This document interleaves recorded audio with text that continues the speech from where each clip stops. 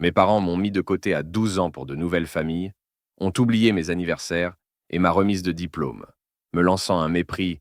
Tu n'es plus notre priorité. Des années de silence déchirant ont suivi. Vous savez ce que les gens ne vous disent pas à propos du divorce? Ce n'est pas seulement la rupture de deux personnes. Parfois, c'est l'effacement silencieux et chirurgical d'un enfant pris entre deux mondes, comme je l'étais. J'avais 12 ans lorsque mes parents m'ont assis à la table de la cuisine, la lumière du soleil dessinant des rectangles dorés sur le sol, des crêpes fumantes devant moi. Le décor était chaleureux, familier, réconfortant. Et puis sont venues les paroles. Nous avons décidé de nous séparer. Pas de cris, pas de larmes, juste une efficacité froide, comme s'ils discutèrent du partage d'un bien immobilier. Ils m'ont dit que ce serait amiable, que je resterais leur priorité numéro un.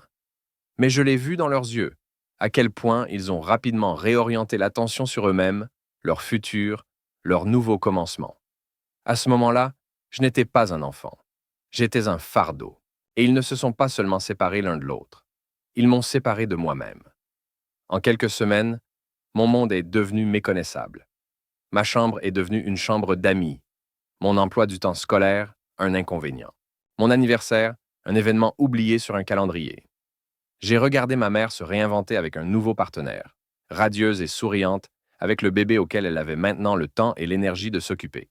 J'ai vu mon père se remarier avec une femme qui me regardait comme si j'étais juste de la poussière sur un cadre photo, ses jumeaux me désignant comme cet enfant laissé de côté. Ils ne criaient pas, ils ne me frappaient pas, ils ont juste disparu. Dans leur nouvelle vie brillante, j'étais une erreur dans le système. Un fantôme qui errait au bord des photos de famille auxquelles je n'étais plus invité.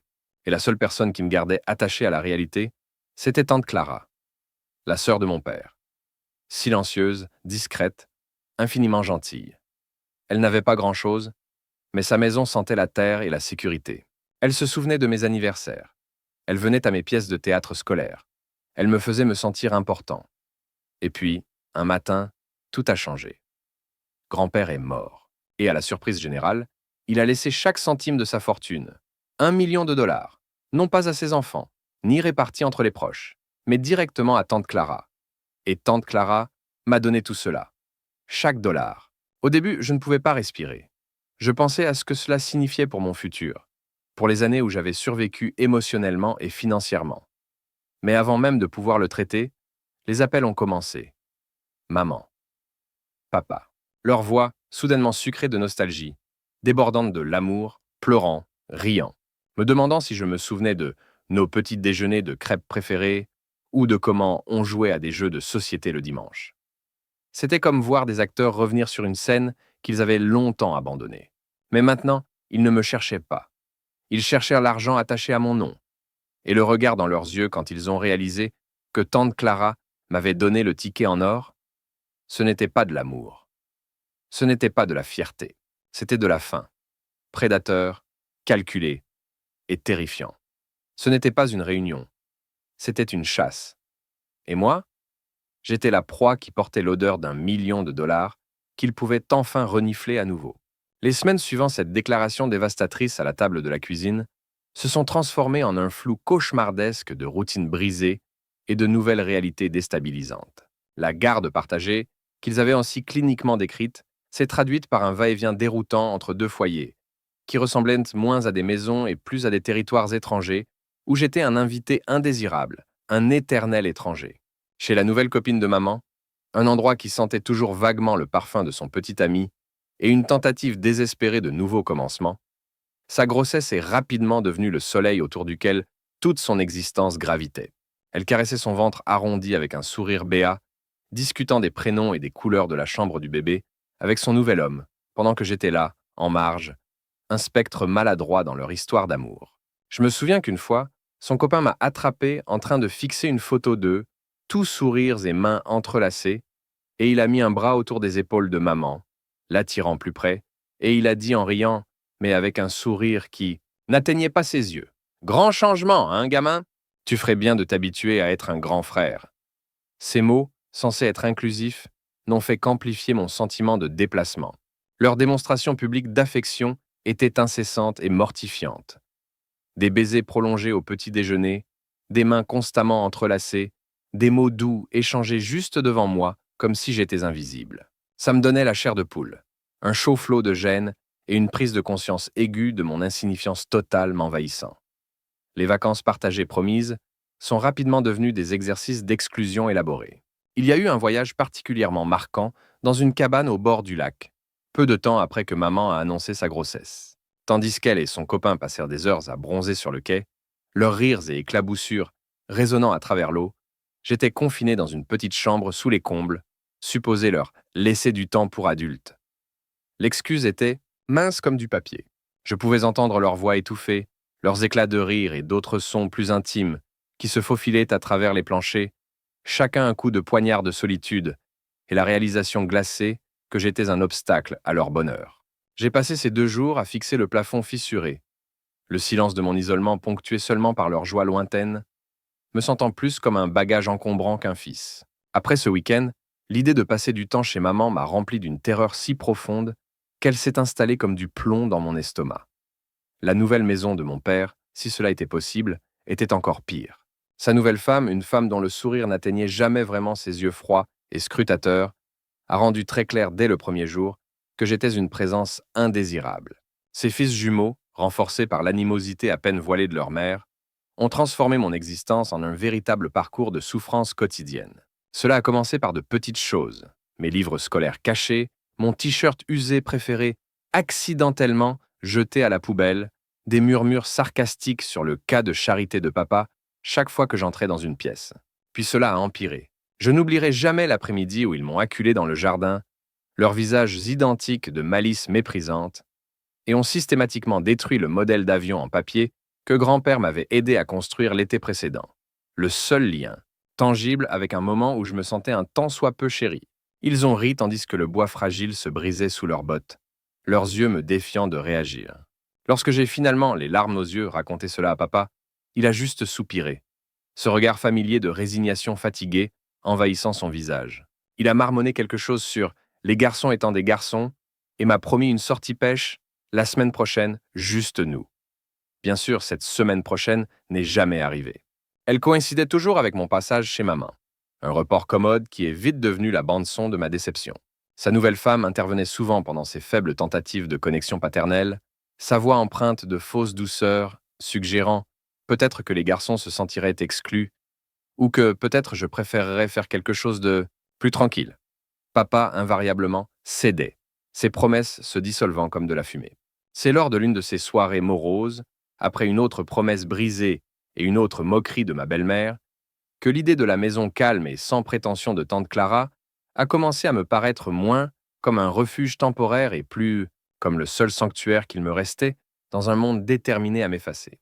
Le changement définitif, le moment où j'ai inconsciemment décidé que je ne pouvais plus supporter la crucifixion hebdomadaire de mon esprit, ne s'est pas marqué par une grande explosion, mais par une accumulation silencieuse et dévastatrice d'offenses. C'était peut-être après une attaque verbale particulièrement vicieuse de ma belle-mère, où elle m'avait traité de sangsue morose et ingrate, devant un papa souriant qui n'avait offert aucune défense, ou peut-être était-ce la semaine où maman oubliait que c'était son tour de m'avoir, me laissant dehors, sous la pluie battante, pendant des heures devant son immeuble verrouillé, jusqu'à ce qu'un voisin prenne pitié. Quel que soit le catalyseur final, je me suis retrouvé, un après-midi sombre de novembre, trempé jusqu'aux os et frissonnant. Non pas sur le pas de la porte de maman ou de papa, mais sur celui de tante Clara. Mon sac à dos bon marché, contenant toutes mes possessions terrestres, laissait une petite flaque pathétique sur son paillasson. Je n'avais pas besoin d'expliquer. Le regard dans mes yeux, le tremblement dans ma voix en lui demandant si je pouvais rester un peu, lui disait tout. Elle m'a simplement enveloppé dans un câlin qui sentait la cannelle et la terre humide de son jardin bien-aimé, m'a conduit à l'intérieur et m'a préparé un bain chaud. Cette nuit-là, couché dans le petit lit d'invité qui allait devenir le mien, écoutant le doux bourdonnement de sa vieille maison, un fragile sentiment de paix a commencé à s'installer en moi. La critique la plus accablante de la négligence monumentale de mes parents est survenue presque 3 mois plus tard. Tante Clara a raconté l'appel téléphonique avec un mélange d'incrédulité et de tristesse. Maman avait appelé papa avec désinvolture pour coordonner un détail de vacances pour sa nouvelle famille. Et comme après pensée, elle avait laissé échapper une question, quelque chose comme « Au fait, comment va, enfin le garçon, chez toi ce... Moi-ci ?» Papa, tout aussi désinvolte, avait répondu « De quoi tu parles? Il est avec toi, non ?» Tante Clara a décrit la pause glaciale qui suivit, puis la voix confuse, presque irritée de papa disant « Eh bien, s'il n'est pas avec toi, et clairement pas avec moi, où diable est-il » 3 mois. 90 jours de ma vie de 12 ans avaient disparu de leur radar, non remarqués, ignorés, comme un trousseau de clés égaré. Ils étaient trop occupés à orchestrer leur nouvelle vie parfaite, à célébrer de nouveaux jalons avec de nouveaux enfants, pour réaliser qu'un de leurs enfants originaux avait tout simplement cessé d'exister dans leur cage dorée. Le savoir que mon absence était moins significative qu'un rendez-vous dentaire oublié a creusé un canyon de chagrin en moi.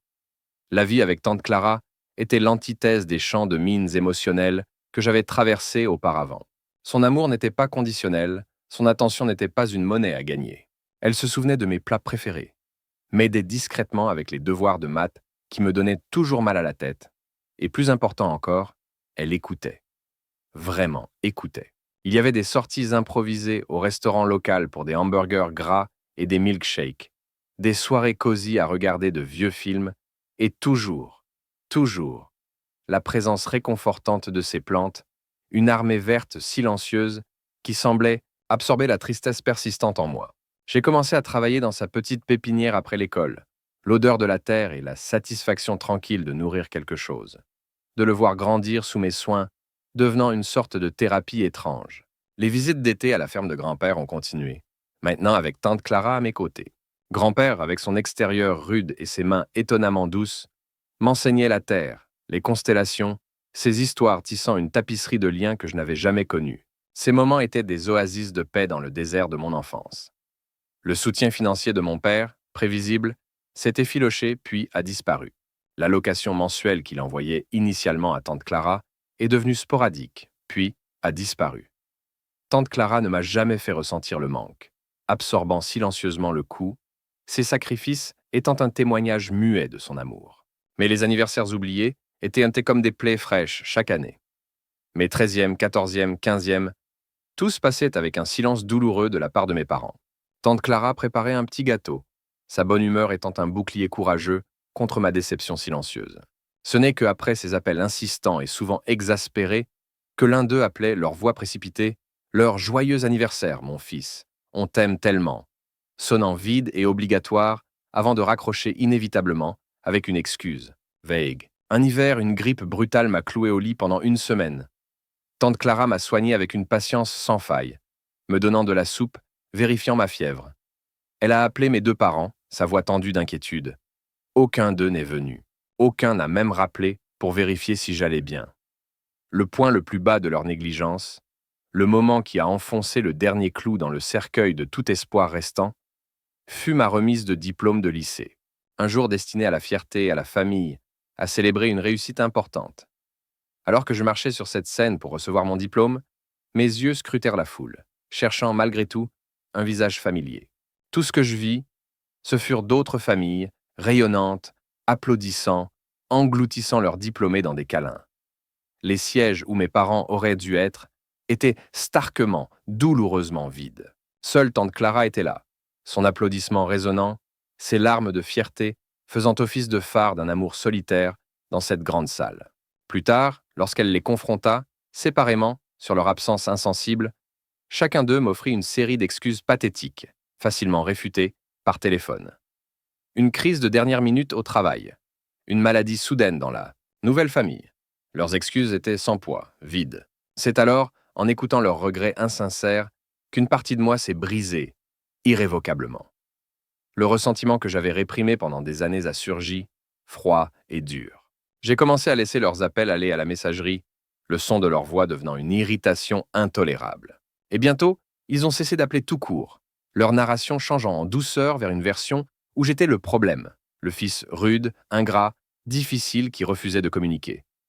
Je ne me suis pas battu, qu'ils aient leur histoire. J'étais trop occupé à essayer de construire la mienne, brique par brique douloureuse, à partir des décombres qu'ils avaient laissés derrière eux. La vie universitaire a été un tourbillon d'indépendance nouvelle et de défis intellectuels.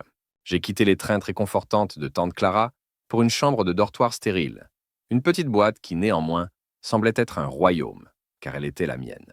Mais la distance physique n'a guère diminué le lien que tante Clara et moi partagions. Au contraire, il s'est renforcé. Je m'efforçais de revenir chez elle, ma véritable maison, à chaque fête, chaque anniversaire, économisant méticuleusement de mes maigres revenus de travail à temps partiel pour lui offrir de petites attentions en signe de ma grande gratitude. Elle se préoccupait de moi, s'assurant que je mangeais correctement. Ses questions discrètes sur mes études et mon bien-être étant un contraste frappant avec l'indifférence parentale des années passées.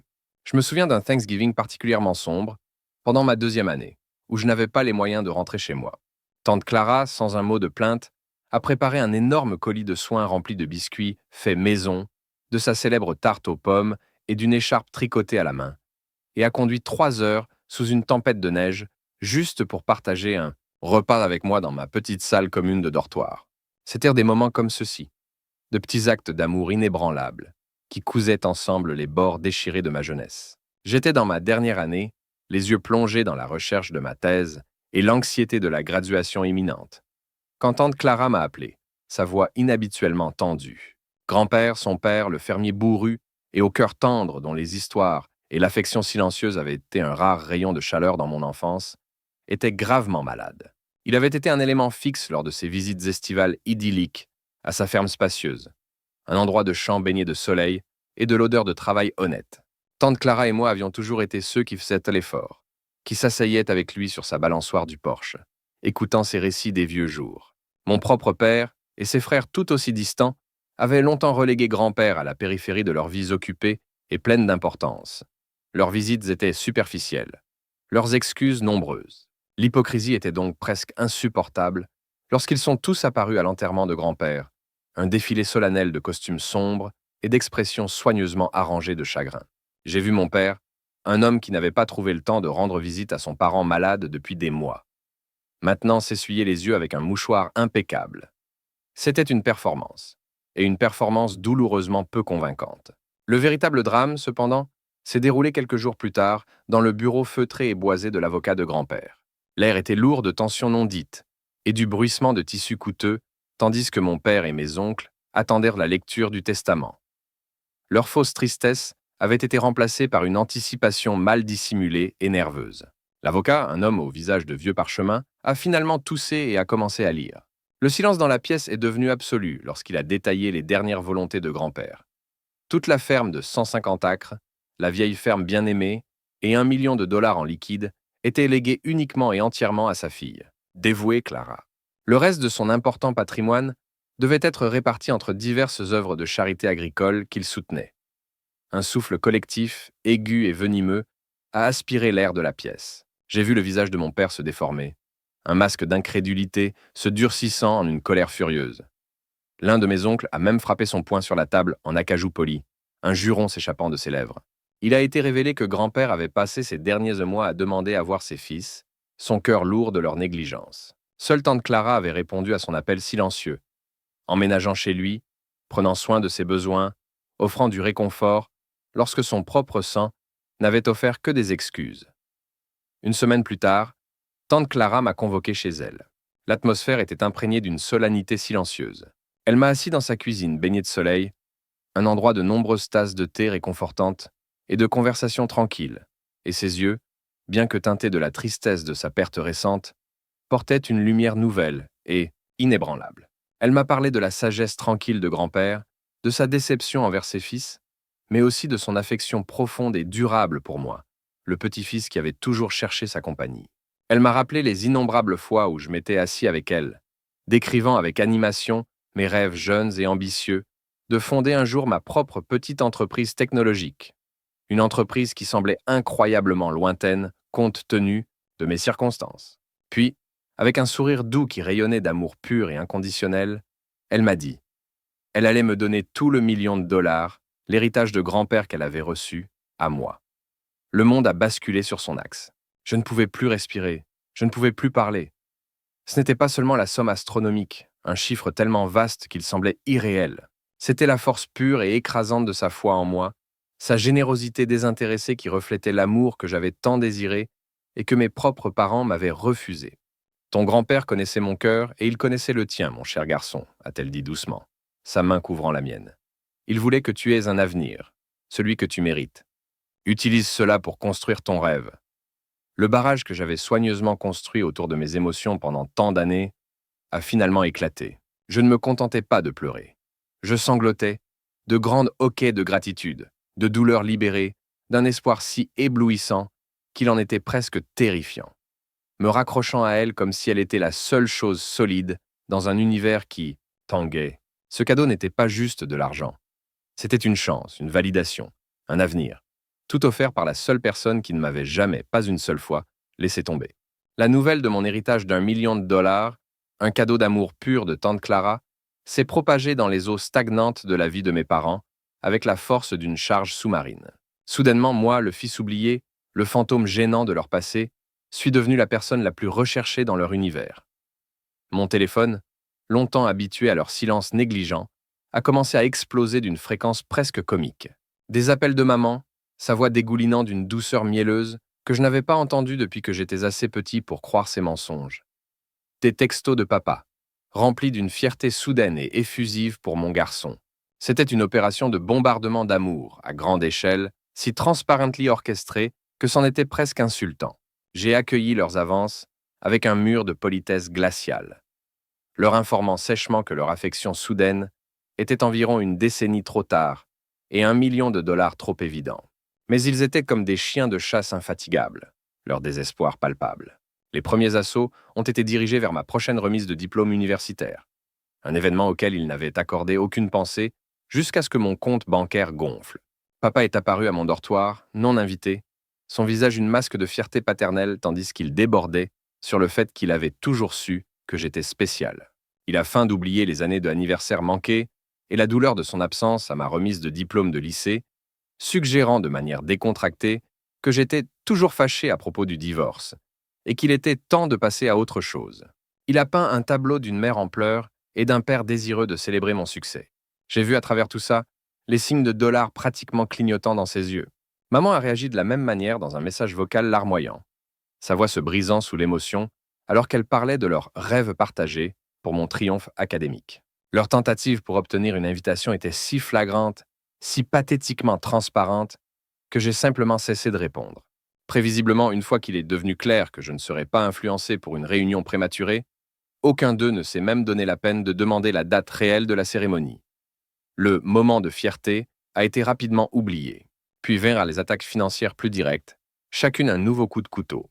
Maman appela, sa voix débordant de fausses inquiétudes, pour m'informer que ma demi-sœur, un enfant dont je ne pouvais même pas imaginer le visage, avait désespérément besoin d'aller dans une école privée élite. « C'est ta sœur, chérie », m'avait-elle murmuré, « et tu as tout cet argent merveilleux de grand-père. C'est ton devoir de l'aider. » Lorsque j'ai refusé catégoriquement, lui rappelant ses propres devoirs parentaux qu'elle avait si brillamment échoué à remplir, son masque sucré s'est effondré en un torrent d'accusations sur le fait que j'étais ingrat et coincé dans le passé. Peu après, un agent de recouvrement d'une banque m'a contacté concernant l'hypothèque impayée de mon père. Il leur avait audacieusement donné mon numéro comme payeur potentiel. Un appel rapide à un ami avocat m'a confirmé que je n'avais aucune obligation légale. Mon refus de le sauver a déclenché une salve de vitriol de la part de sa femme, hurlant au téléphone sur mon manque de cœur. Mon père a lui-même fait un appel tard dans la nuit, alimenté par le whisky, pleurant sur ses erreurs, ses regrets, sa situation désespérée, ponctuée de sous-entendus sur la façon dont un fils devrait soutenir son père. Chaque supplication calculée, chaque tactique manipulatrice n'a servi qu'à renforcer ma résolution, érodant les derniers vestiges de l'espoir enfantin. Le grand affrontement inévitable, cependant, a été orchestré par maman sous le prétexte d'un dîner de réconciliation. « Juste nous trois, mon chéri », avait chantonné son message, comme au bon vieux temps, pour guérir et se reconnecter. Malgré chaque fibre de mon être qui hurlait contre cela, une curiosité morbide et sombre m'a poussé à y assister. J'avais besoin de voir cette tragicomédie se jouer jusqu'à son amère fin. Le restaurant était oppressivement cher, l'air chargé du parfum écœurant de leur insincérité. Ils formaient une équipe de remords performatifs, leurs excuses coulant aussi librement que le vin hors de prix. Ils parlaient de erreurs commises, de leçons apprises, de leur amour éternel, récemment redécouvert, pour moi.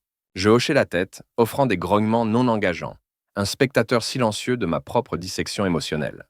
Puis, lorsque le serveur débarrassa nos assiettes du plat principal, maman se pencha, ses yeux brillant d'une lueur prédatrice, papa hochant vigoureusement la tête à côté d'elle. « Mon chéri, commença-t-elle, sa voix un murmure conspirateur, maintenant que tu es à l'aise, papa et moi pensions. Nous avons tellement d'expérience, tu sais. On pourrait te donner des conseils d'investissement merveilleux. Tu es jeune, il est facile de faire des erreurs avec une somme aussi importante. » Mon père intervint sur un petit, temporaire problème avec son hypothèque, directement lié à ses sacrifices pour le fonds universitaire de son beau-fils, et maman ajouta rapidement le besoin urgent pour l'éducation supérieure de ma demi-sœur. L'audace, la pureté de leur avidité peinte sur leur visage, étaient presque à couper le souffle. Lorsque j'ai calmement déclaré que tante Clara m'aidait déjà avec ma planification financière, le masque de préoccupation maternelle soigneusement construit de maman s'est brisé. « Tante Clara !» hurla-t-elle, sa voix montant à un ton embarrassant, attirant les regards des tables voisines. « Qu'est-ce qu'elle sait? Nous sommes tes parents! Sale ingrat, asocial! Après tout ce que nous avons fait pour toi, tu préfères lui faire confiance à elle ?» Son visage était une grimace de rage. « Tu as toujours été égoïste, ne pensant qu'à toi. » Je les ai alors regardés, vraiment regardés. Deux personnes avides et désespérées, piégées à jamais dans leur propre récit destructeur. Un calme glacial s'est installé en moi. « Oui, ai-je dit, ma voix calme mais portant une finale indéniable.